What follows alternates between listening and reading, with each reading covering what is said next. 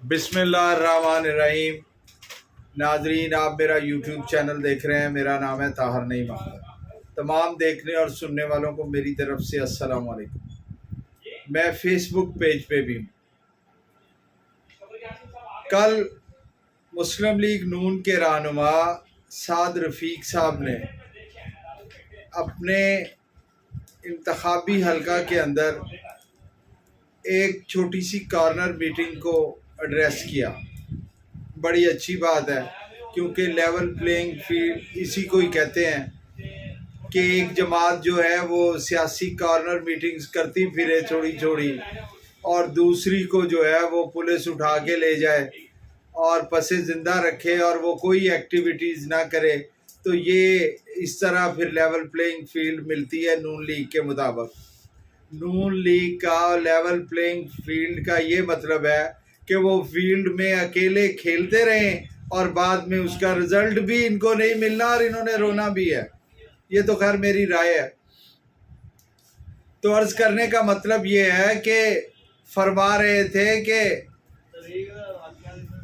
9 मई के वाक़यात पर सज़ा मिलनी चाहिए, और 1986 से नवाज शरीफ को ये था, और 1900 फलाने को नवाज शरीफ ने ये कर दिया, और 2017 तक की गर्दान उन्होंने अपनी पूरी तकरीर में जो वो कॉर्नर मीटिंग से फरमा रहे थे, उन्होंने नवाज शरीफ के औसाफ हमीदा बयान किए और 217 पे आके वो रुक जाते हैं।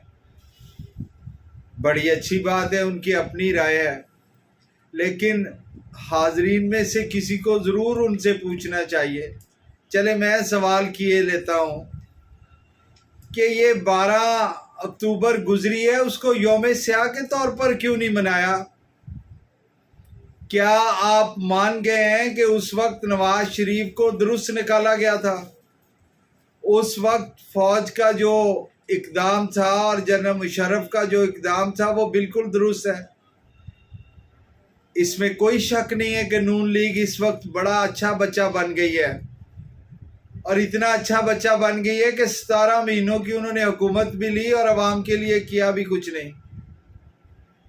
इतना अच्छा बच्चा बन गई है कि अब नवाज शरीफ के औसाफ हमीदा वहाँ से बयान करना शुरू करते हैं जब जनरल ज़िया ने और जनरल गुलाम जलानी ने इन्हें गोद लिया था, और उसके बाद फिर मियाँ साहब ने जिस तरह जमहूरियत को नुकसान पहुँचाया एस्टेब्लिशमेंट के कहने पे, 2 मरतबा जो है वो मोहतरमा बेनज़ीर भुट्टो की हुकूमत को टॉपल करवाने में इन्होंने जो किरदार अदा किया, और उसके बाद जिस तरह 2013 में उन्होंने इक़्तिदार हासिल किया, और अब जिस तरह वो इक़्तिदार हासिल करने के लिए कोशिशां हैं, इसमें वो 12 अक्टूबर को भूल ही गए।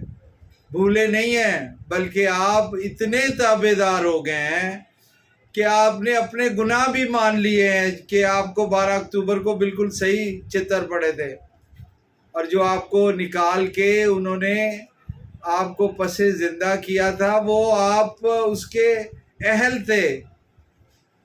क्या नून लीग ये कहना, वाह वाह बड़ी जमहूरी जमात हमें पाकिस्तानियों को मुयस्सर हुई है। और अब मैं क्या कहूँ उनके फॉलोअर्स को, वो बेचारे तो है ही नहीं कहीं भी। जब भी वो इसके जलसे में जाते हैं मोहतरमा मरीम नवाज साहबा के या शहबाज शरीफ साहबा के, वहाँ नारे तो कोई और ही लगते हैं। कभी वलीमा स्टाइल और कभी पता नहीं कौन सा स्टाइल, तो पता नहीं कहाँ कहाँ से 125 हुंडा की बातें करके तो बंदे ला रहे हैं। कोई खुदा का खौफ खाएं साद रफ़ीक साहब, कम अज़ कम अपने वालिद का ही ख्याल करें कि वो कहाँ और किन हालात में दुनिया से रुखसत हुए थे, और फिर किस तरह जमहूरी कुव्वतों ने उस पर सोग मनाया था, और आप कहाँ भटके फिर रहे हैं।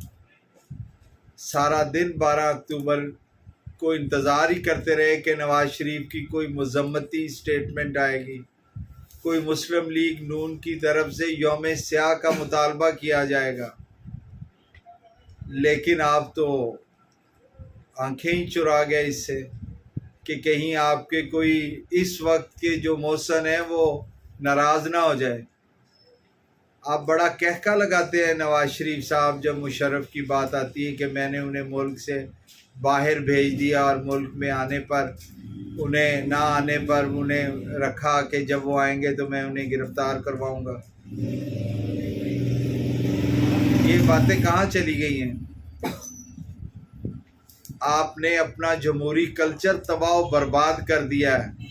वोट को इज्जत दो, अब तो मेरा ख्याल है एस्टेब्लिशमेंट को इज्जत दो की बात, वो भी तब तक है शायद आपकी, अगर आपको इक़्तिदार न दिया गया और आपके लिए आइन और कानून की धज्जियां ना उड़ाई गई और आपको इक़्तिदार प्लेट में रख के न दिया गया और अवाम को तबाह बर्बाद ना किया गया, तो फिर आप कहना शुरू कर देंगे कि नहीं नहीं 12 अक्टूबर यौम से आए। याद रखा करें बातों को, भूल ना जाया करें। इस कदर आपकी आंखें चुंधिया गई हैं इक़्तिदार को देख के कि आप अपने साथ होने वाले पुराने मुजालिम को भी भूल गए, बल्कि उसको तो आप अपना इस्तकबाल समझते। बहुत मेहरबानी, बहुत शुक्रिया, गौर फरमाइए।